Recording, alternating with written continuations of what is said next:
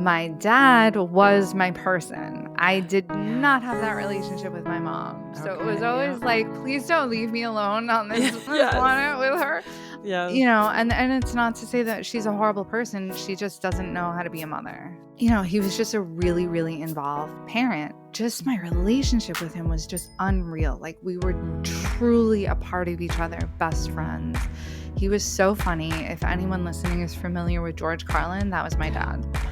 He was George Carlin 2.0, and he just instilled in me a love for everything. Oh, cool. He was a drummer all his life. He was very, very cool. But we have a deep history of alcoholism in our family lineage. And unfortunately, it was another passion of his. He was just a magnificent guy who suffered so deeply with addiction. Life gets tough, and I know it's hard to cope with the unknown. For all of us, I know it'd be easy if we were perfect, but we're not. So we go to find our faith, to find our hope. It all begins with looking up. It all begins with you. It's time to elevate. We sing it loud and proud. We make our voices known. Nothing can shut them out. Elevate. Shout it for you and me. We can do anything. It's time to set us free. Welcome to Time to Elevate podcast. I'm your host, Ann Lucente. And whether you're joining me for the first time or you're a regular listener, I'm so happy you're here. You never know when God is going to send someone into your life who just fits. I recently had one of those moments. What started as a professional connection turned into an instant friendship. My guest today was assigned to interview me for an article in Women Who Podcast magazine, but it quickly became so much more. Our conversation went from well beyond the questions. It was real, raw, and full of shared stories, laughter, and even a few tears from both of us. We felt an instant bond that went well beyond the scope of the interview. From there, we decided that we just had to meet in person. So living in the same beautiful Hudson Valley, New York, we picked the perfect spot, the craft fair, New Paltz. When we met, it was as if we had known each other forever. Isn't it amazing how life works sometimes? You think you're just meeting someone for work, but before you know it, they've become a friend that you feel like you've had for years. My guest today has always dreamed of becoming a professional writer. After the unexpected loss of her father in 2020 due to alcohol abuse and her own near-fatal accident 3 years later, she knew it was time to pursue her passion. In late 2023, she made the courageous decision to transition into writing full-time, determined to apply her creativity and talents to projects that have a positive impact. Currently, she writes for Women Who Podcast magazine and is honored to be invited onto various platforms to share her experiences, discussing everything from challenges of being the child of a parent with addiction to topics like grief, parenting, and creativity. She lives in New York with her family and their irreplaceable, though slightly neurotic mini poodle, and she's finally finding her joy. It's my absolute pleasure to welcome my incredible, talented friend, Chelsea Pegues. When does she show up? It can't be me that you're talking It must about. be you. That sounds wonderful. Who's the writer, Anne? It's got to be you. Oh, my goodness. Oh, my goodness. Thank you so much. What a warm and wonderful introduction. Thank you so much for having me. I feel the exact same way. It was like an moment when we met. I'm telling you, I can't even get over it. It's just, I know that, it sounds so cliche, like, oh, yes, we instantly connected, but it's like we're related. Like, I seriously, For sure. I'm telling you, yes, right, totally. I'm telling you, like, when you're getting interviewed by somebody, you're always like, all right, like, what's going to happen? And you think, like, I have nothing to say, like, my whole life. What am I going to say? And then talking to you, I got off thinking, oh my gosh, is she going to get anything? I just was talking. And you had, like, I mean, seriously, the thing was, you looked into seriously my soul. Like, when the article was coming out, I was like, oh my gosh, let me read it. You get nervous because you're like, what did I even say? Does he say something? Yeah, you can't remember. No. And you really, I mean, my gosh, really, Chelsea, Thank unbelievable, you so much. really unbelievable. And it's getting phenomenal feedback from from people who have seen it. I'm So so glad because as the writer and the interviewer, as you know, you think you're doing a good job, you hope you're doing a good job, but I drove my editor nuts because I had to cut everything down into, we have a word limit. right. And I could have written a short novella about our conversation. It was just, there were so many layers to it, and it was so wonderful. And just a Yeah. beautiful experience getting to know you and hearing all your anecdotes and just seeing how much we had in common. It was such a pleasure. It wasn't an interview. It was just a conversation with a soulmate that I hadn't seen in a while. And that's That's how I really how felt. it felt. Yeah, and we were on there forever. Like, were we on there like 2 hours? And oh, by the way, Easily. I have tissues in case I need. Oh, Oops, I'm good, dropping good. stuff. Well, In that case I makes need. one of us. I I'm know, a we're like crier. yes. I didn't think I was, but I am a crier, I guess. Yeah. I bring that out in people. I do want to thank you for being flexible because if you know my voice is still a little off, so if I sound a little husky, that's why. Ooh. For being flexible with the Kind of schedule because of voice my work have you been doing that you're so husky? yes, well, I was just screaming in a haunted area of a haunted park, and this is what I get, and never do that again. But I love it. And oh like my I said, gosh. it's my pleasure as long as you had fun. That's what matters. We have I to have know. fun. I told you I avoided the houses, but I go, yeah, I'll go on the ride. And the ride wasn't even haunted, but it was the scariest ride in my life. Yeah, So no yeah. thanks. That's all No, you, yeah. boo. Yes, that's it. And at the end we got locked in. I don't know if I told you that. We couldn't get out. I was with my son and the thing, and we could not unlock it. Of the chair. Wait, is the roller coaster? Yes. Oh my god, that's I'm such a like, get me fear. out, get me No, out. I gotta hop off and run away. I Nope. know, Mm-mm. terrifying, terrifying. No. So before we dive in, though, I do want to know because I know, but I want you to share the name of your irreplaceable, slightly neurotic poodle because I love the name. Gigi. Gigi is okay. So right before I hopped on this call with you, my husband always jokes about Gigi's loyalty to me because we always say like if she could live inside my rib cage, she would because she's so into me. Oh my In such a gosh. weird but cute way. And so he goes, "Well, let's test this." And he takes a piece of pastrami and he's holding it and he's like, "I'm gonna call her and you call her and we'll see how much No, she really loves you." no way. I mean, she's a dog. Of course you went for the meat, but I'm Uh, really her heart and soul. yes, But yes, my I mini poodle's name agree. is Gigi. She's the Oh, love of everybody's life in this house. She's oh magnificent. my We love her. We've gosh. had her just over probably about a year and a half now. We got her as a puppy. Oh, And she's perfect. She just fits in every way. oh my gosh. I love that Super name. neurotic, I love it. super I love neurotic. it. My Oh, husband came up with it. I don't even know. Maybe just because she's tiny. I don't know. We were trying to think of funky names, it's a and cute it one. fits her. Thank you. She's a cute one. Aw, that's so cool. Thanks. So, I wanna talk about I did mention about, how your interview was amazing because, like, often I would people you cringe, right, when you go to read something, you're like, "Oh, whatever," but I tell you, it was just I was so happy because it was I'm me. so glad. Sometimes things are not you, and you're like, "Oh, that's not me. I don't wanna, Yeah. read I don't wanna read that." Yeah, yeah, and also being a true Bronx girl that I am, I don't connect that easily or that quickly, I should say. I get bonds with people. When I'm bonded, whatever, but I don't it was like such an instant with you. So you have that, Yeah. it's who you are. Oh, So thank you. seriously, so being a writer and you make people feel so comfortable because it's not easy talking about yourself, right? I mean, That's so nice. it's true. It's so true. I mean, for people like say for me and other friends of mine that are in the business per se, like voiceover, acting, we talk more about ourselves than other but sometimes people I Right. forget that they don't, you don't It's that's not not an easy. natural. No, it's It's not not natural. natural. It's No. not natural to do that. It's funny, actually, I take that back. It's not that it's unnatural. It's just that unless you're in a specific environment, you're just not practiced at it. If you're someone who's like currently dating, Mhm. you're constantly telling people about That's true. yourself. You know what I Y mean? Like it depends on yes. the environment that you're in. But yeah, in a professional setting, especially, it is a little bit nerve wracking. You start to sweat and you're Yeah. like, oh my God, am I boring? Am I cool? Like what?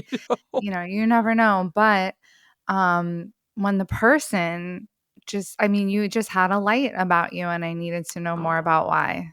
Oh. So like I Oh said, gosh. it was just such a natural conversation. We talked for hours and Yeah. it's once the ball gets rolling, it's a pretty easy thing to do. Some people I have to work a little harder at, some interviews are shorter, and Right. that's nothing against that person.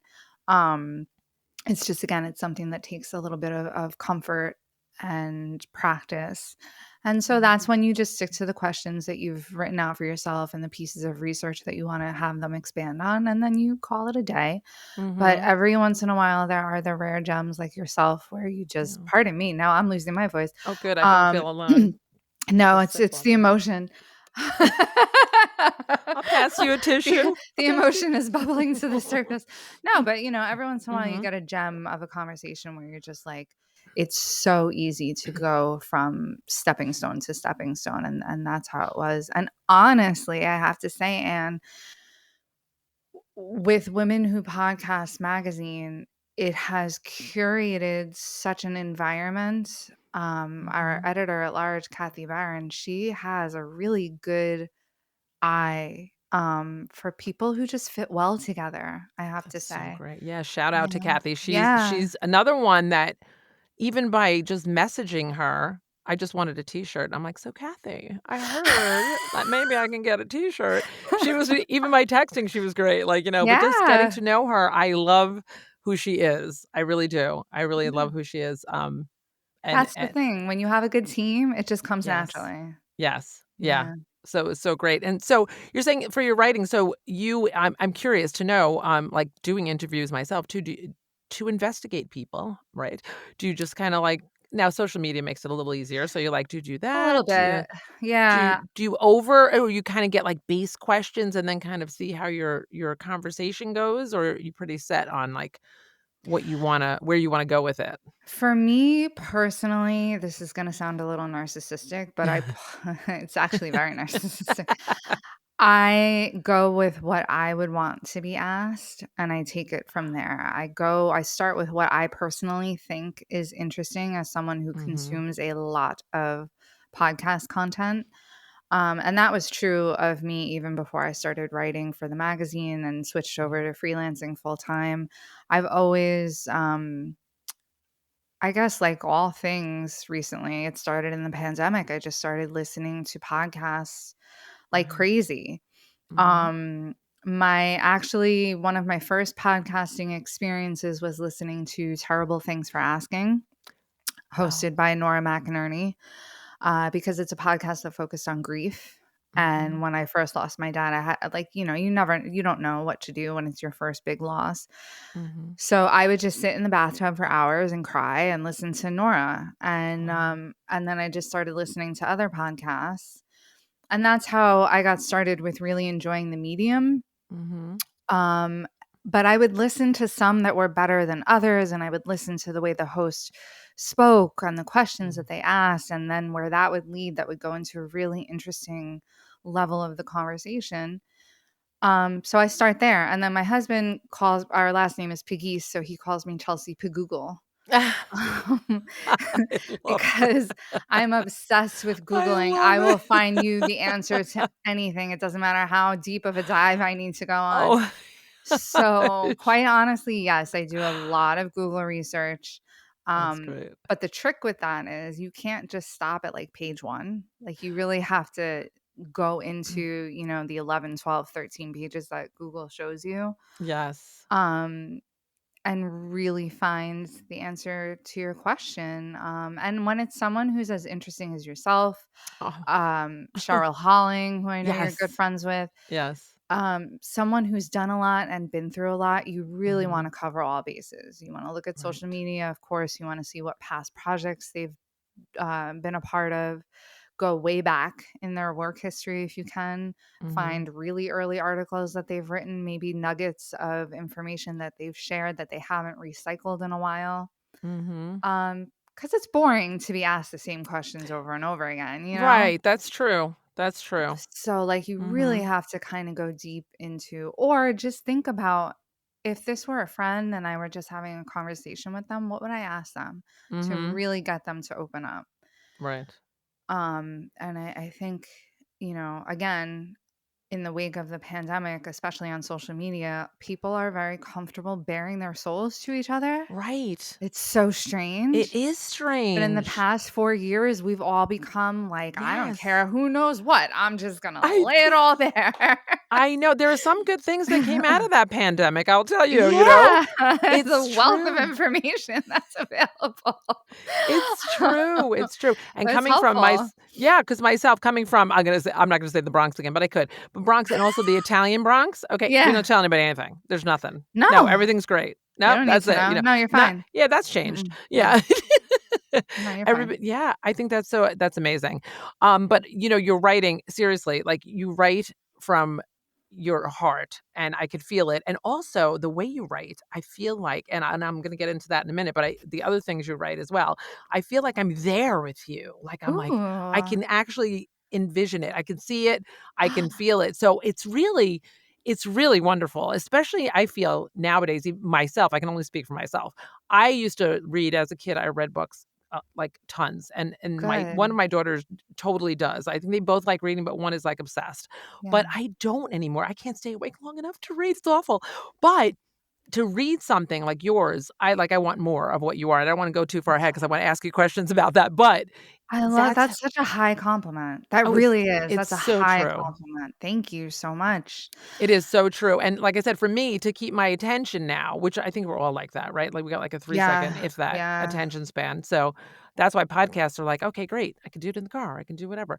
But, I wanted to say what before I say I wanted to know what inspired you to be a writer, but I did read something or I heard you say something about when you were a kid, you were like, the human spell checker in Yeah. school, right? So tell me about that. I wanna know about that. I was such a precocious little beast. Um, no, I had I honestly don't know where it started. My parents were both very creative individuals, but neither one of them was a big reader. But they Okay. always, always encouraged me to be. And, I was born in 85. So when I was a Mhm. little kid, it was the early 90s. There was none of anything that they have today. Um, and so, to keep yourself busy, you'd read a book, or if you were in a waiting room somewhere, there was no scrolling, you were reading a book. Right. Right. And to the compliment that you just paid me, which was so magnificent, thank you so much. Oh, it's so true, it's so true. The best stories, like I had a boxed set of like classics like Little Women, The Call of the Wild. I Yeah. think Tom Sawyer was in there. It was like a box set of classics, but they were abridged and written for like reformatted for kids. And so, you're reading Jack London and you feel the cold and you feel him, racing with the dogs and stuff. And I always loved being transported to other places. If Mhm. I was reading about a princess, I always wanted to feel like I was in medieval times. Right. Something about a visceral experience just always captured my attention. Like I wanted to be fully immersed in things. Mhm. Mhm. Um, but yeah, so that's where my love of reading, I think, started at such a young age. And then because of the kind of books I was reading as a little kid, I learned to integrate a lot of words that maybe kids in third or fourth grade weren't really using on the regular yet, which Mhm. is it's fine. I was just a Right. super nerd. It's so great. But it was kind of cool because kids would be like, "Oh, the human spell check, here she Ah, comes again." And I think but they benefited from that, I believe, yeah, it right? was So helpful to them. I mean, by the time I was in high yes. school, I was writing people's theses and getting, a Oh little my bit of gosh. Oh pocket my money on the side for it. that's nice. That's nice. But Yeah. people pick on you when you're a kid, obviously for certain things, but It's a rough it's life. who cares? It was worth it. Now I'm a writer, so eat it. Is that told you. So there, and a good one at that. Yeah, yes, yes. And you still don't know the difference between there, and there. So Oh my gosh, please. Yes, yes. It's true. It's true. But thank you so much. That means the Oh, world. no, it's absolutely, like I said, absolutely true because I'm gonna share all your links in here in the show Aw. notes so people can see for themselves. But, okay, so I understand because I loved the escape. I love the reading, and I just loved it. I can still remember books where they just were like because I felt like I was living them, and it was so great. But what inspired you to become a writer? Like, I'm not a writer by any means, and I am not I don't know, that aspiring. the introduction I was don't know. really I good. know, that's about you, so it's Maybe that's how I see it now. that's it. I'll just have to write about you, and that's why. Um, I have always written. So, the first time I was actually ever published, I was 8, right? 8? Yeah. I was in 4th grade. Oh my And I gosh. think I've posted it before, but it was this really cute magazine called Storyworks Oh magazine, my and it was, gosh. published by Scholastic. I'm not sure if they still do it. But your teacher, if you wrote like, your teacher has you read a book in school and then you write like a book report about it or a short little blurb. Mhm. So our 4th grade teacher had actually seen an advertisement that Storyworks would publish your students' book reviews. Oh my gosh. So I submitted mine and she submitted it to the magazine for me. And then I was selected. And I Oh think my I was the gosh. only kid in our school selected that round. And it was so exciting. Like I have, Gosh. the book still to this day where kids all across the country wrote little book reviews about different things that they had written in school.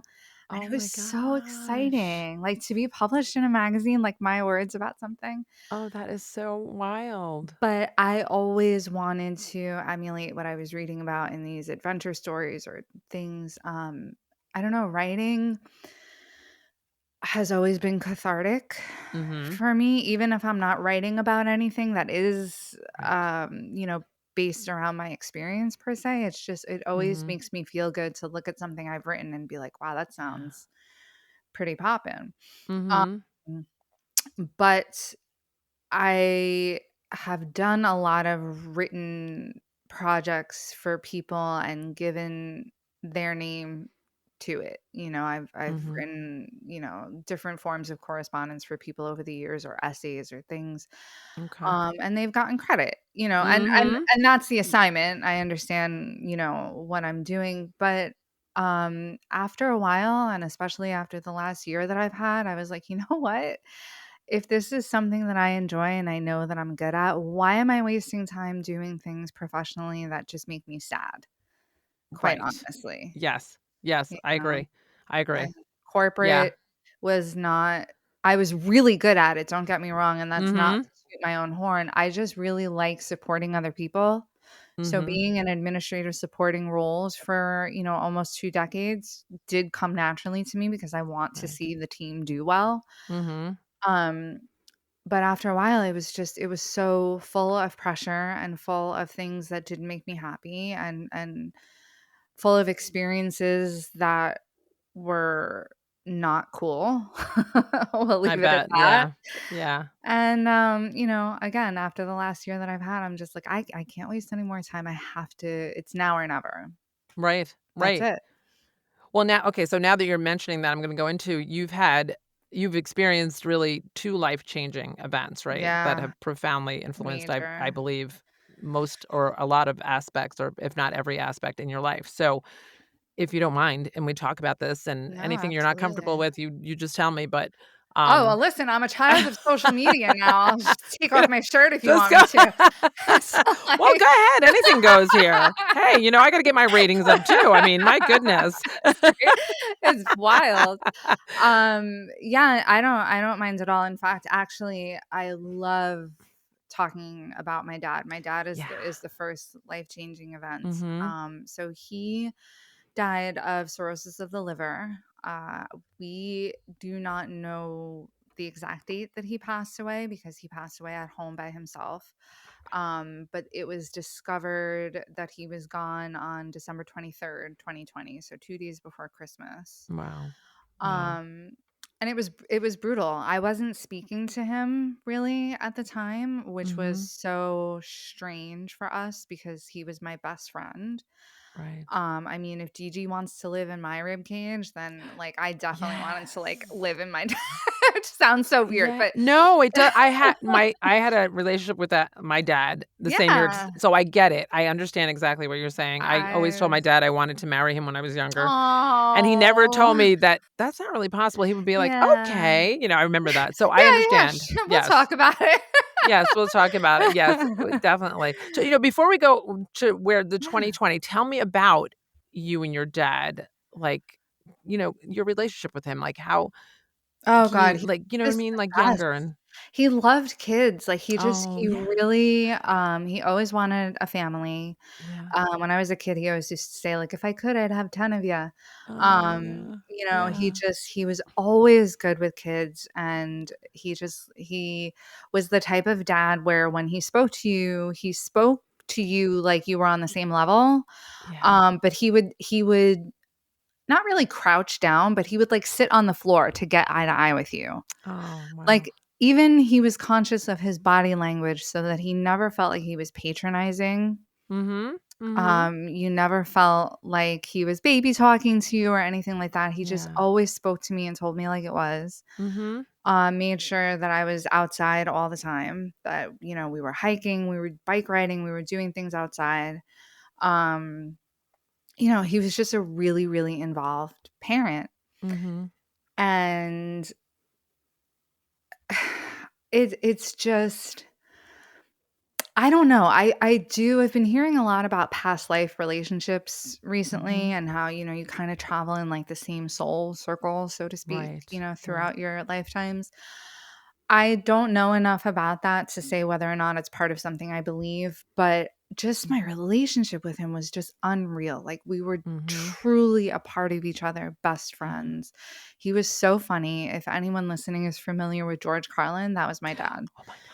He Oh, was George wow. Carlin Re 2.0. He was so dry funny. Oh, yeah. One of my favorite I comedians. know. One of my And favorite. smart, and that's the thing that bothers me. I know my dad had self-worth. Mhm. Sometimes I wonder how much though, and I think in a lot of areas he might have been lacking some confidence. I Mhm. hope he knew how smart he was. He was Mhm. so smart. Yeah. And he just instilled in me a love for everything, for the earth, for music, Wow. for cars that were actually cars. Nothing post Yes. 72. Um, Right. like just cool stuff. Like he was just a cool dude. He was a Yeah. drummer. Oh, cool. He was a drummer all his life, and he had actually been out to California in the 70s and almost made it big out there. And, Oh, wow. like he was just, he lived a life. He was very, very Mhm. cool. But we have a deep history of alcoholism in our family lineage. Okay. So it's not just him. Mhm. Um, and unfortunately, it was another passion of his. And it's very accessible when you are a drummer and you're out at clubs all the time and Oh, you're yeah. playing and. Yeah. Um, and so as he got older and after my parents divorced and I got married and like he's truly on his own now, Mhm. he retired and then he had more time on his hands. And I think Right. that's when it became more problematic. Um, and it sucks because he was still very much a part of my family. My husband and my dad got along swimmingly. They were also very close, very good friends. And then when Mhm. my son was born, oh my God, you couldn't separate those two. They were like, my dad was the best grandfather. He was so much fun to Oh, watch. wow. Yeah. Um, so yeah, just he was just a magnificent guy who suffered so deeply with addiction. And I would say, I knew nothing. I lived with an addict all of my life, okay? Mhm. And I knew nothing about the science behind addiction. Right. I never chased down answers. I didn't know anybody else that I was aware of at the time who was suffering with a parent or a family member who was also addicted to alcohol. Mhm. So it's like, I'm growing up in the late 90s, early 2000s, and there aren't the resources that there are No. today. No. There No. was no social media to look for support on. Mhm. You had to know really what Al-Anon was about and to look for the big book and information and stuff. Like, you already had to kind of have like an in, so to speak. There was no Right. support for teenage girls who had no No. idea why their dad loved alcohol more than them, allegedly. Right. Right. Because Because that's a whole, that's, yeah, yeah. that's something that I would shout at him all the time. Like, I can't understand how you think Hmm. this is cool and how you think, that the answer lies at the bottom of this bottle. Right. Um, But you also didn't then it wasn't talked about. Like we're talking about no, it's such a difference. Even though it's now we're talking about everything, it's much better right. because then you think you're the only one. Also, Exactly. it's emotional. So like you can't really think that through logically. It's an emotional attack. You're not thinking, well, let me find some place to help him because right now you're like, I want No. to smack you. Like just stop, right? Right. And you But don't talk about you this outside the can't. home. Right. It's like never talked No. about. So there's nothing that you could have done or anything or even him needing help. It's not it's something you just didn't share then. You just No, didn't. you didn't Yeah. share. And this was only, oh God, I was saying this to someone earlier this morning and it made me so sad. I graduated high school 21 years ago, And you which is, still look like a baby right oh, now. thank you. Yes. A beautiful baby. um, but even in 2003, 2004, it was only 20 years ago. That's not Mhm. really that long. And yet the whole landscape Mm. was so different. So different. And I didn't know that harm reduction was a thing. I didn't know to say to Mhm. him, hey, dad, like, let's get counseling. Like, maybe you don't have to stop Right. drinking altogether, but if you could lessen the amount, find ways to Right. management, find someone to speak with and get to the root of your problems, Mhm. find different coping mechanisms. I just wanted him to be around forever. Right. Of course. Yeah. And especially because my dad was my person. I did not have that Yes. relationship with my mom. So it was Okay. Yeah. always like, please don't leave me alone on Yeah. this, Yes. on this Yes. planet with her. Yes. Yes. And it's not to say that she's a horrible person. She just doesn't know how to be a mother. It's a different Um, relationship to it's a yes. totally Yeah. different relationship. Mhm. And so the pandemic hit, Mm. and about a month prior to Christmas, my dad had really started going hard again. And I was like, enough is enough. I'm done. I have to focus on my family. I have to, like, there's a global Mhm. pandemic going on. The world could freaking end tomorrow. I can't do Right. this with you. Like, you are a 69-year-old man. I cannot do this with you any longer. Right. And so I started limiting our contact. We used to talk on the phone for like 3 hours a day. Wow. And I started limiting our contact and I stopped Mhm. going there to visit him. I didn't feel really comfortable. Um, Mhm. when you're the child of someone who suffers that way, you find yourself becoming hyper vigilant. Mm. Yes. You Yeah. walk on eggshells and you're hyper vigilant. You always Yeah. know, even before someone opens Yes. their mouth, you can tell they've been doing something. Yeah, I was gonna say that, yes, And so the conversations, you're not gonna have 3-hour conversations when you could hear it, you could feel it, even if it's slight Yeah. and maybe somebody else didn't know, No, you it's can so tell, obnoxious. I could tell Mhm. by the way he said hello when he answered the phone. Right. Right. I have precious voicemails still on my phone that I will never ever erase, but in one of Mhm. them in particular, I can tell that he had been drinking and it kind of annoys me because it's, I'll Right. save it forever because it's his voice, but I can Yeah. tell and even still knowing what I know now, I still kind Yeah. of bristle. Yes, of Um course. so Of my parents were course. divorced. They weren't living together, but they were living around the corner from each other. Oh, I love it. I love So that. weird. They're such weirdos. So my mom still lives in the house that I grew up in, and my dad had found an apartment around the corner. And they were That's so together all funny. the time. They became best friends once they split up.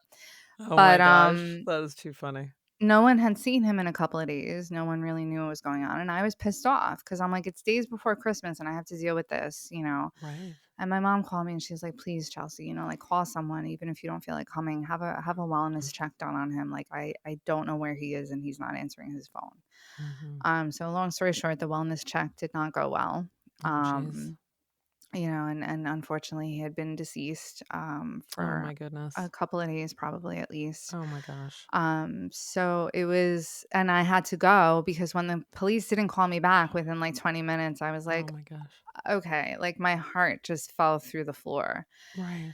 And I'll never forget, I got in the car to go up because they live about a half an hour north in my hometown from where I am now. And I'm halfway up the Taconic. I must have been doing like 110. I was Oh, just like, just jeez. get me there. I'm flying. Right. And I'm speeding up the Taconic, and my husband calls. And I knew before I even answered the phone. And he Oh my had gosh. connected with one of my dad's neighbors, and he said, "Yeah, he's gone." Oh my goodness. And I blacked out, and like I don't even remember getting Oh there. my gosh. Oh my Um, god. It's a surreal moment, it's like you're so out of your body, surreal. right? Yeah. Oh my You're gosh. like, "What?" It's my dad. Like what are you talking about? He can't be gone. It's my dad. Right. He's never going. Like they live forever. And I tell you to this day, like that experience was the worst of my life, obviously. I got to his apartment, and then I'm not allowed inside because the detectives are Oh like, my. you really don't want to remember him this way. You want to have a Oh good image jeez. in and it's like you go through all this Yeah. stuff, but then they start asking you questions Yeah. Yeah. because, that's Yeah. just the way of it when you find someone who's passed. Mhm. But yeah, it was like a movie moment, and that Oh my changed my gosh. life irrevocably, and still to this day, there are some times where I will reach for the phone, Yes. Oh my gosh. or Yeah. I feel like he'll show up for something Mhm. like a special occasion. It's Yeah. very, very strange. But on a brighter note, I know because I've seen the signs. I Mhm. know that he's still with me. Yeah. I know that he's there. In 2021, in the spring of 2021, I started seeing blue herons everywhere, just Oh. randomly. And that whole spring and summer, they were literally everywhere. And I started to realize that that was like my sign, because I looked it up and it turned out that they symbolize strength in fragility, because Oh. their big bodies are supported by these tiny little legs, Oh, and they're wow. so powerful. I Um, And love that. some people think that they're annoying, I love them. I think they're so beautiful and so graceful, Yeah. and it just kind of became a symbol for me. So sometimes when I ask my dad for Mhm. help or guidance, and then I'll end up seeing a blue heron that next morning, or Yes. I'll turn the corner at Home Goods and there'll be a huge like blue heron painting in my face. Yes. I'm like, "All right, I know that you're here." I totally believe that. That's Yeah. butterflies. My Yes, mom, butterflies. So that's exactly. I totally believe it. You can't explain it. It's No, just but what you it don't need is. to. You You don't don't need need to to. It's explain true. that to And anybody. did he not I think I heard you talk about this once. Did he not have, like, a favorite color? Wasn't there something So in yes, Okay. thank you for Yeah. reminding me. So my dad's favorite color was pink. He was crazy about the I color love pink. that. I love that And when men don't say oh that they no, like he pink. I didn't love care. it. I My love dad was a it. jazzy dresser, let me tell you. I He can did not imagine. care. He looked so cool. Oh He my was in a gosh. swing and blues band around the time that my husband and I were getting married. And so since it was swing inspired, they were always dressed in, Oh, very wow. 1950s, like zoot suit kind of attire. My dad always looked amazing. Yeah. But his favorite color was pink. And the morning that he, later that afternoon would be the day that I found him. But in that morning, I did not know yet what was happening. Mhm. And I was out for a run, and it was early in the morning. The sun was coming up, and I'm running, and I never stop to do anything. I don't take phone calls or do anything when I'm Mhm. running. And I just had to stop dead because I looked up at the sky, and it was the brightest pink Oh my I'd gosh. ever seen. I It looked like love the world was on fire. It was I so, love it. and I took a picture and I texted it to him, and I was like, "Holy, like the sky is so pink." Wow. Oh my gosh. And after the fact, of course, I see him in every pink sky now. Every Yeah. sunrise I see that's overwhelmingly pink, I know that that's him. Wow. Wow. Well, he was Because around then not too long ago, even if you didn't get to see it everywhere. Did you see the the the light right? aurora, The yes, aurora that's what I was a thought when you sent me those pictures in your text. I was Yes. like, "Oh my god, hi, I Dad." wasn't even thinking that when I sent those that is great, yes, yeah, because Yeah. usually I like, people I've seen them post, they're I know they can be different colors, but I've seen the green I've ones. never seen pink like I that. haven't either. It was See, he knew we you know what? extraordinary. He knew we were gonna be Yeah, but talking. I didn't get to see it, so I'm a It little bummed. Alright, you just it was probably there, it was so fast that you probably Yeah. just didn't look out, yeah. It He'll was send so another one for cool. you. It Yeah. was so cool. But yeah, that's when you lose your person, it changes your life, and it really sets you on a path to discovery. And being that he was so organized, for all of his other shortcomings that he might have had, he was impeccably organized. And I always tell people, he knew what he was doing financially. He set himself up well, and it helped me because God, end of life is expensive.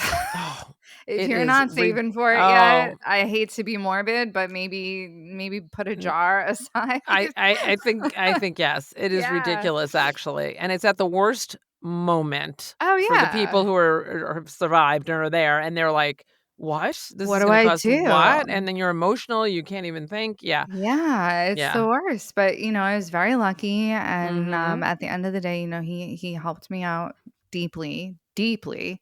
mhm. And then a couple of years later, I mean, I really got into running. I was a runner beforehand, but after my dad passed away, running Wow. was my meditation because I needed to escape all of my thoughts. Mhm. That was the Yeah. only way to be by myself, clear my head, not listen to anything, and just think my thoughts. Mhm. Um, and I don't typically run with headphones. I'm very, very aware when I run because I'm always outside. Right. I stop at stop signs, I stop at Yeah. crosswalks, I pay attention, and it Very good. still didn't matter. I know. I know where you're going with this. Because in July of 2023, I was hit by a car while I was on my way home from a run, My and I was gosh. thrown into a metal pole and woke up in the trauma unit. And my husband said, "Do you know where you are?" He's hysterical. He's screaming in my face. I'm like, "Why is he Let yelling me at just me?" ask you first. How did do you know how this happened? Like, because you're so aware, I was whatever, how crossing did the that street. happen? I had the signal, I was crossing the street, and I don't know what the person driving was specifically doing, but they Oh my didn't god. stop in time or didn't Oh my stop at gosh. all. It's still not specifically clear, but it is Right. what it is. He just wasn't paying attention and he hit me. He did Oh stop. my He didn't, god. it wasn't like a Oh, hit thank and God. run, Yeah. thankfully. Oh Um, my goodness. Somebody else found me in the grass, pulled over, and kept me awake and held me straight until like wouldn't let me move because I kept trying to move Oh around. my gosh. So this gentleman, I keep in touch with him to this day because I tell him, "You saved my life. If it weren't for you Yes. holding me and asking me questions and keeping me Oh my awake, gosh. I would have just fallen asleep, Oh and my that would have been gosh. it." So I wake up in the hospital and my husband is screaming Oh my and he's always so loud. So in my head, I'm like, why is he yelling at me? Like, leave me alone. Like Right. I'm sleeping. Right. I'm tired. And I come to wake and he's like, "Do you know where you are? You're in the hospital. You were hit by a car."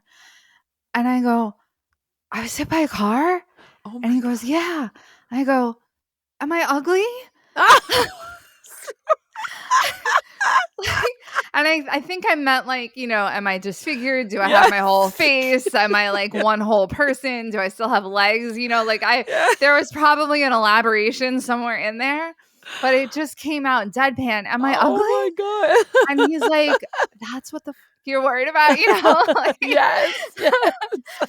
um, it was just so surreal. I was like, "What Oh my happened?" But goodness. shout out to Westchester Medical Center Trauma Unit because they are amazing. They did a miraculous job taking care of me. I give them so much credit. But yeah, so it was days in the hospital. I made a full recovery, thankfully. Thank God. Did you I mean, how long were you in the So hospital? What I was in trauma for 3 days Oh, and then wow. I was Wow. released. I broke my wrist and my right kneecap was fractured and my Okay. tibial plateau, I think it's called. Oh, wow. I still have nerve damage in my forehead and behind my left leg. So I had I've seen a expensive. picture of you, and I'm like, Yeah, my left leg was "Holy black. cow. Isn't that unreal? It Holy was cow." just And your my eye and face, face and and that's actually a good picture. Like, oh that my was as I was starting to gosh. heal because I don't wanna share the really gruesome it Oh was it my was yucky. gosh. My whole forehead was open, it was yucky. Wow. And that was another thing that pissed me off because I had just had my eyebrows microbladed. Oh, so you're like, "Darn And when the nurse started it." taking the bandages off my forehead, I'm like, "Wait a second, where does that end?" Oh. That bandage. And she's like, "Oh, you have like a cut through your eyebrow and it goes like, Oh, your whole no. forehead was open, honey." And she's like, Oh. and I'm like, damn it. And I call, and she's like, I think your priorities are a little bit off. It was all the medication, but You're like, let me have my priorities, please. Let yeah, me it do was. it. I had a hole in my right thigh because that's, I think, where the impact of the car. And this was a sedan Wow. that hit Oh, me. Thankfully, because apparently what I've come to know now is that, God forbid, if you get hit by an SUV, Oh. it causes something about getting hit by those. It causes you to be dragged under Oh, oftentimes. So you could, because of the height. yeah, so you could, Oh, it'd be very much worse off that's than I was. terrifying. That's terrifying. It was, again, it was another surreal moment where I was like, what is happening? My life is a Yes. movie. I can't even, like, who does this happen to? Who gets hit by a car? Wow. That is It happens frequently, but it feels so right. strange. Right. And this was only a Um, year. This was the year. What was this? this was 3 years Oh, after 3 years. losing my 3 years. dad. Okay. Um, but, it was in an interesting spot in time in my professional life. I had gone back to my office job after the pandemic. I made the Mm-hmm. return and things just felt very off. I was in a different Right. position with a different team and different leadership, but it's still, even though that leadership was a huge improvement and it was, a much better environment, felt it felt like I was doing myself a disservice. It felt like Mm-hmm. I was doing my dad's memory a disservice because it was Right. like, you have this opportunity. Now you really have the financial Right. backing that you Yeah. need. Yeah. Go make something of your one precious life. Mm-hmm. Go do something. Go chase that dream because I don't know Yeah. how many more signs I can give you, kid. Right. I Right. literally, you got hit by a Yeah. freaking pole. Like, what Right. else And do you knock you need? over. And knock Yeah. you over to do it. Like, Oh my and goodness. it just finally dawned on me, as I was home and healing, I was like, I can't go back to an office. Mm-hmm. So it was a tough conversation that my husband and I had to have because, things happen and stability doesn't last forever, Mm-hmm. um, financially speaking. So you have to be very careful and you have to make sure that it's within your budget. And, my family comes first. So Yeah. being a freelancer is scary. It's Yes. not a steady paycheck. It's Mm-hmm. not, the same thing as an office environment. You Right. have to stick to a schedule. You have to be responsible for yourself. Mm-hmm. You have to go through the motions to make your business work, Right. but I wouldn't trade it. I get Mm-hmm. to be here for my son. I get to drive him to school every day. I get to pick him up. I get to see him in hours that I never, if he's sick or if I'm sick, I don't have to Right. ask for anybody's approval. Yep. It's the Yep. little things that make such a difference. Yes. And I think my dad would be super proud. Yes. I know I he think. is. Yes. I know he is. And I know what you're saying. Like it said, being a freelancer is like your faith really kicks in to know, like, yeah, I don't know where it's coming from, but I know it's coming. Yes, it's you don't know what path it's gonna lead you down. You don't know what's gonna happen, and, I had also done the podcast thing for a little while, which is how Kathy and I connected, and, I'm also a very good Instagram stalker. It's how I've made most of my friends the Oh, past I couple love of it. years. I love it. So I reached out to Kathy because she always puts a call out for writers and people who wanna be part of the team, and Yeah. that's how I got my start with her, and it's evolved into so many other cool projects and facets of writing and copy editing, Wonderful. and it's been a twisty turny ride, and Mm-hmm. but I think, and I know that I've said this to you before when I was interviewing you for the magazine, I think my dad would be happy because he knows that he's fulfilled what he was meant to do on this earth with being my dad. Right. His Correct. guidance, his influence, things that he taught me, things that I've learned in his absence that I wouldn't have learned if he were still here, Mm-hmm. all of it has been because of him and because of the interest that he took in being a parent. Mm-hmm. And it has, when I think about it long and hard, it has really watered every root of my tree. Um, I'm evolving and I'm becoming more confident in who I am and what I can do and what I can bring to the table. And honestly, I would live in a box for the rest of my life if I could have him back. Yes. But I have to say, him not being physically with me any longer, I think he'd still be really satisfied with the results, if that makes Mhm. any sense. Yeah, it does. Total And sense. and that's just the legacy that I want to keep creating for Yeah. myself, for him, for my son. I want my husband to be proud of me and not think that I'm ugly. It's like, "You're not ugly, you're not." Oh my gosh, I love it. Let's mention that, I whizzed by that because I got so into it, like, you and everything about you. I didn't mention you have a wonderful husband and Me too. a He's pretty wonderful cool. son, right? They Yes. sound so supportive, and I know your son is how old is he now? He's 10 going on 26. Exactly, and that's what happens with Yeah. those kids. That's what they do. I know he's a little actor too, right? He's into acting, not a He little actor, but started he's an act drama. I'm that's so so proud of that great. kid. How cool is I'm that? very excited about that. You know what it is? Because I wanna keep him off screens as much as I can. Yes, And it's yes. so there's only so much after school activity that's not inclined. He's not a sports kid. Mhm. And that's, cool. So let's Yeah. find what you do wanna do, but he's such a ham sandwich, and he always has I been. love We that. got his school pictures A back ham today, sandwich. Oh and my he's like, gosh. "Oh, I look Uh, good." I And love I'm that. like, "Calm down." That is perfect for the acting scene, that is good. He is good, and just for life. That confidence is just Oh my awesome. god, he's I gonna love have it. to he's gonna have to apprentice with Victoria and Julia for sure. Yeah, that's it, Oh that's my it. goodness. Oh my gosh. I know we're coming to the end of our time, so I do wanna ask you a couple of quick things. Yeah, I wanted to say, please. because I know, at one point you had a podcast, 1 or 2, right? For a Yeah. long running podcast, but the important to me, the important thing, Huh? maybe not to you, but the important thing is you were talking about grief. So I just had right? In the Yeah. podcast. Yeah. So I just wanted to ask, like, do you have, like, advice that you found out? I know there's no r the one thing is there's no rules for grief. No. There are people who'll be like, "Okay, yeah, you're done now. Can we, move on?" And that's not true. Do you have anything you would say or speak to that to Yeah, people about lots that? of things. I know we're gonna have we'll have a follow-up podcast, Yeah, no, an we interview. can, but in any event, I think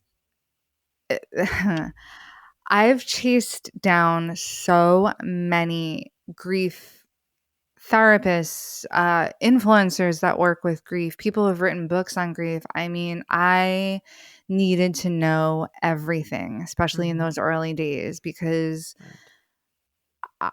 I, I'm that person. I need a manual. I need directions. I need to know how long this is going to last. Mhm. Spoiler alert, it lasts forever. It just changes. Right. Like I said, this December will be 4 years, Mhm. and I still reach for the phone. I actually had to put a Yes. note in my phone next to my dad's picture, do not call, Yes. because I still have him on speed dial, and there will be times where I'll Yep. call, and whoever has that number now will pick up and be like, "Who the fuck are you?" Like, "Who are you?" Yes, I know. My mom and dad are both gone even a little longer than that, and I still, for a brief moment, especially if I get up in the morning, I'm like, "Oh, I wanna tell them," and I'm like, "Oh, okay, they're not here." Exactly. But you have that. I saved voice messages as Yes. well, Yeah. and it doesn't, but you're right, it morphs. It changes to where you can live with it, where at the beginning, it Yeah. doesn't feel like you can, I think. No, Right. it does. It becomes like a bag of knitting that you just carry around with you. Mhm. Yes. You'll do something with it one day. Yeah. Um, speaking of my husband, he's so great, and I love the fact that he also had a good relationship with my dad, because I can talk That's about him with great. someone who knew him very well. My When I wasn't speaking to my dad and I was angry with him, my husband would go up there and spend time with him anyway, Oh, that's just great. one on That's one, great. and talk to Yeah. him. I mean, he loved him dearly as well. And so it's not weird in my house that I have so many pictures of my dad sprinkled throughout, Yeah. and so many little mementos of his. And so I think the biggest piece of advice that I would give anyone is come up with what makes you feel good. And Mhm. it doesn't have to be something that's traditional, or even if you find Right. yourself inclined toward a new hobby in the wake of your loved one's passing. Like all Mhm. of a sudden you wake up one day and you're inspired to paint Right. just because you think they might have liked it, or Mhm. you find yourself wanting to keep yourself busy, so you get into something new. Yeah. Even if it doesn't last forever, find something Mhm. that keeps you comfortable, because that's key. You need to be comfortable. Mhm. That keeps you motivated, because you don't want to become that isolated. You can't isolate yourself. That's dangerous, Right. for your Even mental though health. that's sometimes It's what is you your want. go-to. Yeah, Yes, it's what right, you want. And you right, might be catatonic for a few days. You right. might be someone that no one can reach and that you hide away for a little while, but it's important to Mhm. know that that mentality does have to be finite. You Right. you can't isolate forever. But No. that would be the biggest thing. Find what makes you comfortable. If their favorite movie was Goodfellas and you watch it every night for the next Yes. year, Yeah. then do that. Right. I'm always in nature because that was my biggest connector with my dad. Mhm. And I'm always listening to the music that we shared together. Oh, And saying his name is not painful for me. Writing about him isn't painful for me. I talk with his family all the time about him, and we've become reconnected. oh, great. Um, That's great. and that helps. So It anything that does. keeps you comfortable, because outsiders, the people Mhm. who love you but are on the outside of the immediate experience, they're gonna want to fix, Yes. because you don't want to see someone you love suffer. You want to fix it Mhm. for them. Right. And there is no fixing. There is only Mhm. supporting. Right. So if I'm friends with someone who's deep in grief right now, I'm just going to want to check in on their emotional health and their physical safety and well-being. Mhm. So, are you sleeping okay? Would it help you sleep better if I came and hung out in your space, or do you want to go away for a couple of days and maybe sleep somewhere else that's not related to your loss? Mhm. I learned that from a very dear friend of mine who's a grief and trauma therapist. But do things that just can help your immediate comfort, because it's going to Mhm. take you a long time to feel Right. any semblance of, and you'll never be the same as you were It's not the before. same. Right. Because it is different. But you It's different. learn. You learn. Right. In my grief, I also needed to understand how you lose someone to addiction. I was so bowled over by that. I was like, how Right. how does this happen? Right. Why can't you save these people? Right. And that is why I started my initial podcast, was not only to talk about grief, but talk about the grief of being a child who grew up Mhm. with that. Yeah. And I initially wanted to get stories from people who were also struggling, Mhm. but I ended up getting more stories from people who were in recovery. Oh. And it benefited me because I Yes. got to learn firsthand so much more Mhm. about how to support people, how to be an advocate, how Right. to reach out appropriately, the correct terminology, the science behind addiction. All Wow. of these really important things that you don't think about when you're pissed off Mhm. at someone. Exactly. And even you saying before, because I know I've thought that like, you're choosing this over me, and that's not It's what not they're it. doing. It's It looks not. like that to Yes. you on who you're on the other end of it, Of but course. it's not it, but that's so hard to understand. So to hear that Yeah. from somebody in recovery and seeing how they think.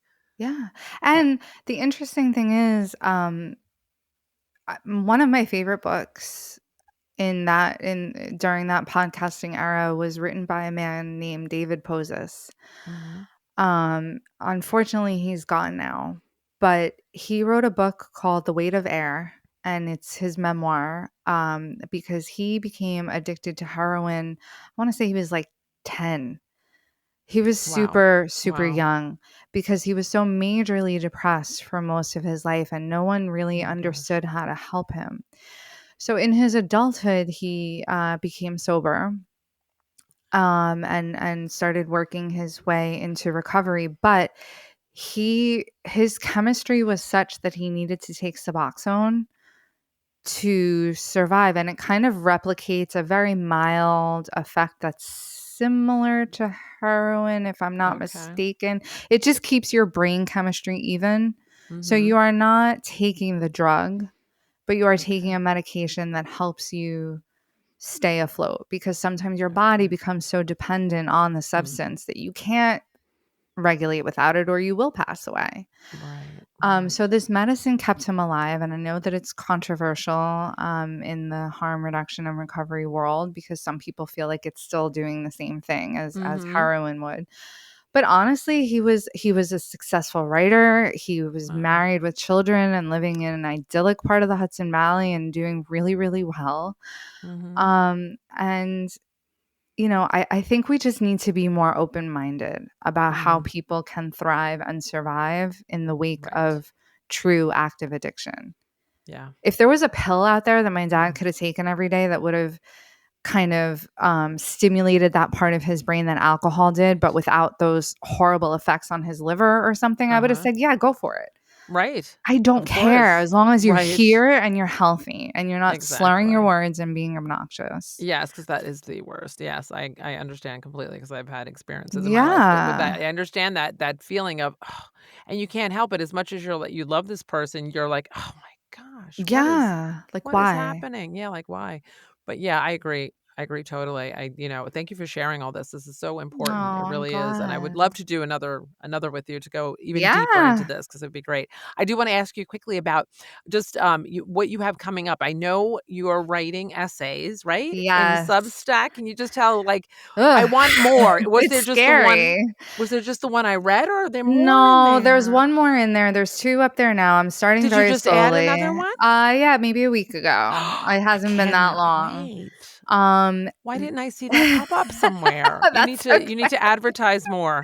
Yeah. You know what? It's so scary, and I posted a story about this on my Instagram today because somebody just really grated my nerves, Oh, no. and I was just Yeah. like, "Why do I have such a low tolerance for people lately?" So I was kind of posing the question, is it just me, or is it like, Yeah. the older you get, the less acceptance you have for Oh, people's, bull no, snatch? that's a fact. That's a It's fact. I'm the same way. I'm the You same know way. what, Anne? Because it's like you and I both know what it's like to be a victim. Yeah. I've Yeah. gone through things, growing up with my dad. I was Mhm. hit by a car. I've been, and we can go through this in a follow-up episode, but I've also been Right. a survivor of sexual violence. When in a really age inappropriate way, Oh my like goodness. it's so what it's like to be a victim, a true victim of something. And I don't like to Mhm. use the word victim because here I am and I'm thriving. So I Mhm. don't know if that makes me a survivor or just someone who has built up a better foundation. I don't know really how to put it adequately. Right. But when people make themselves into victims for no Mhm. reason, the passive Right. aggressiveness, I just can't. I have I such a can't low either. tolerance for it. I have a low tolerance for that too, and Oh, even if they're legitimately had like you said, there's legitimate stuff in your life and probably yes. many people's lives, my life, whatever, are the victim is when you're staying there. Like, I remember being in the worst situations of my life, not of Yeah. everybody's Yeah, life. because you can't compare You can't trauma. compare 'cause, No. so the worst of mine might not be so bad for somebody else, but thinking as I was going through it, in the midst of it, and I'm not a big crier, even though I cried with you. I mean but I remember saying, "I'm not staying here." I Yeah, remember it, and I would say it every day. I might feel like this today too, and it might take me a bit, but I'm I not love staying here. that. So the thing of the victim mentality is what it is. It's a victim Yes. mentality. Things could have happened, or maybe they're not. There's nothing that really happened to You you, but don't this have is to the stay victim. there. Oh You my don't gosh, have to it's stay there. awful. Like, I'm the same. please, I please. cannot. I cannot take it. So I cannot wait though to read because I Yeah, read the first one and that's the one I'm telling you I felt like I was there with you. And I was like, "Is this me it? too. Where's the next one? What's happening?" So what I'm So, doing is I'm trying to write a memoir based on, the reason why I don't have contact really with my mom as an adult right now in the wake of losing my dad, especially because I know a lot of people who don't know the intricacies of our relationship think that that's especially weird.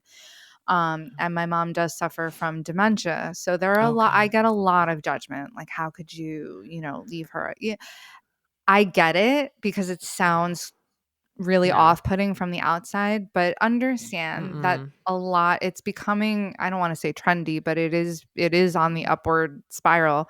People are going no contact more and more with their parents of, elder millennial generation and even some Gen Mm-hmm. Z people, Right. because we're starting to understand what they might have put us through and how Right. crushing it really was, so Right. um I'm Mm-hmm. writing a memoir based on my experience with both of my parents and what it was like growing up. And it's going to be a series of essays because I don't have a very good memory for a lot of things.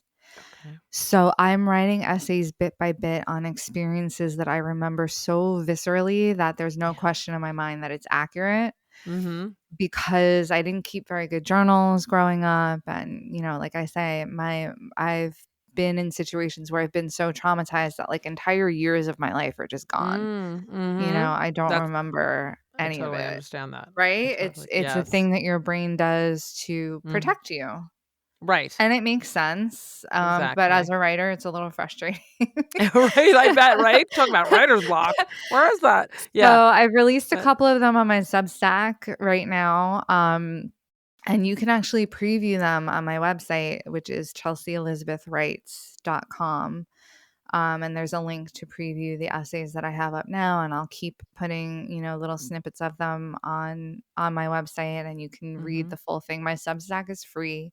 It's not a paid subscription. I know a lot of people do that, but Mm-hmm. yeah, so the memoir is coming out, and Kathy and I have also co-written a children's book, which we're Wow. super excited about. We're finished with the illustration portion of the Ah, program.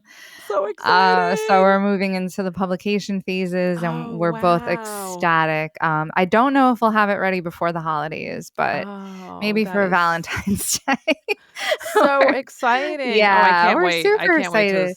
But I it's can't wait to cool, see that. right? It's cool It to is have very these cool. validating experiences. Like, I'm sure when Yes. you first got into voice acting and you got your Yeah. first couple of like actual paid gigs, Yes. you were like, wow, Yes. like I'm valid now. I'm an Yes. actual voice actor. It's so fun. It's surreal. You're almost like, Yeah. Really? Me? Are you really hiring me? Are you sure? Do you remember Yeah. who I am? But yeah, Yeah. And you're like, I'm it's so nobody. funny. It's But so funny. You're sure about that? Yeah. yeah. So It it's is. Oh my gosh, exciting. it is very exciting. So I can't wait. So you'll share all the links. I'll post all the links there. I do want to ask you too, Absolutely. and I'll remember to ask you though. Anyway, I would love additional pictures of your dad and you and your dad. If you Yes. have you and your dad. Absolutely, I do. Of Yeah, course I yes, do. and, definitely Gigi, and whatever you wanna share with me. If you wanna share your family, you don't have to, but if you wanna post them. If they Do don't wanna be you on do you social media, want Gigi? Is that what you're just trying wanna to I wanna see Gi we say? could give me Gigi or a picture of Gigi, whatever it takes.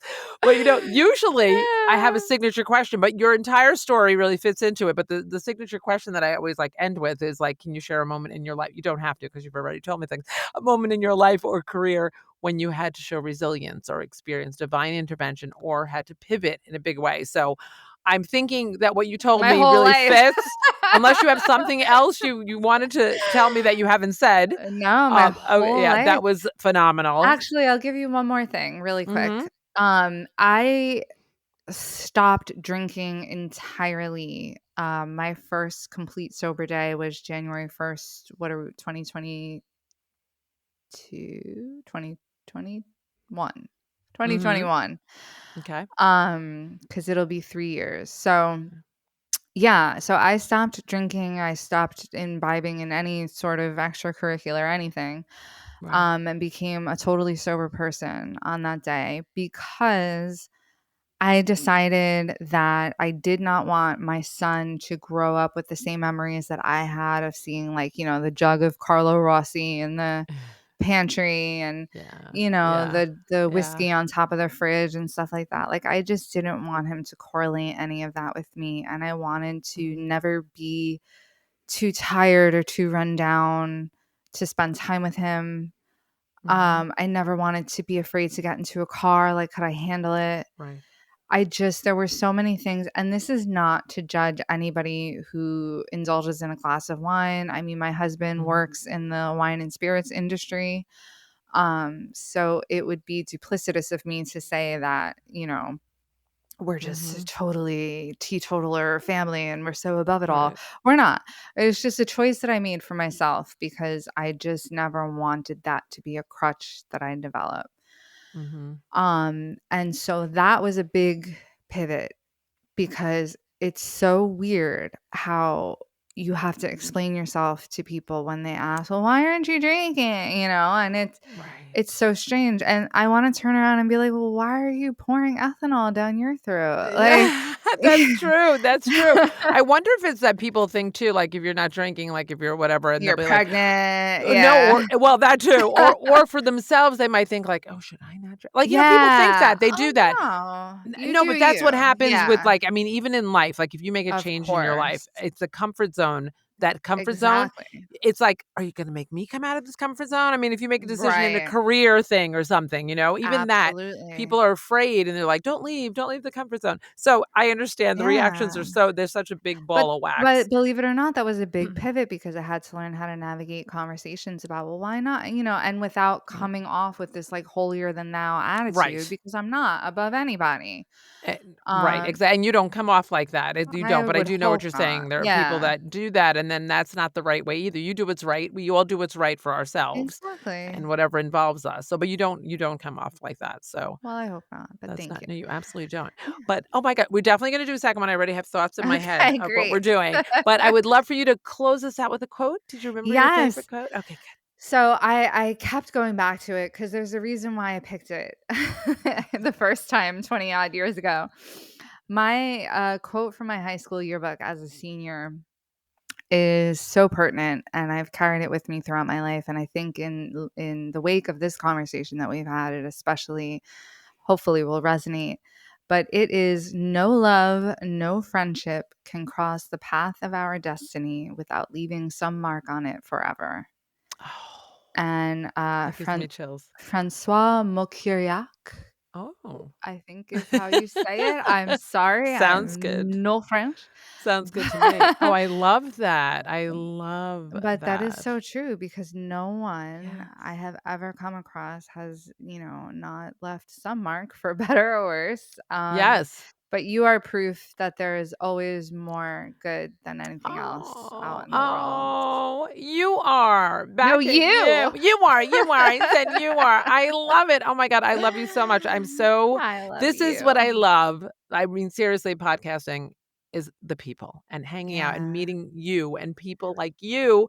And not this is anybody else like you, but But the podcasting community is so supportive of each other, huh? so supportive. Amazing. So I love supportive. that. I know. So, and before I let you go, I just want to tell you, I really appreciate this. I love you I so really much. appreciate And I you. can't wait till the next time. I can't Oh, wait. me And I, neither. oh, I do want to give a shout out to Victoria Lynn Purdy, who is my daughter, who has created the theme song for Time to Beautiful. Elevate podcast. I love that. So I will see you soon.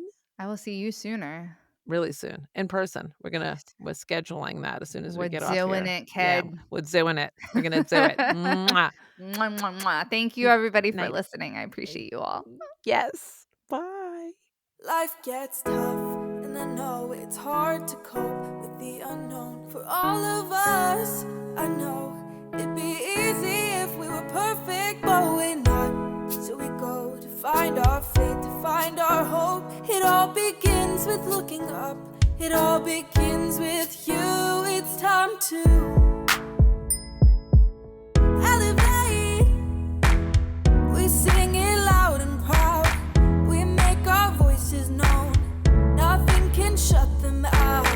Elevate. Shout it for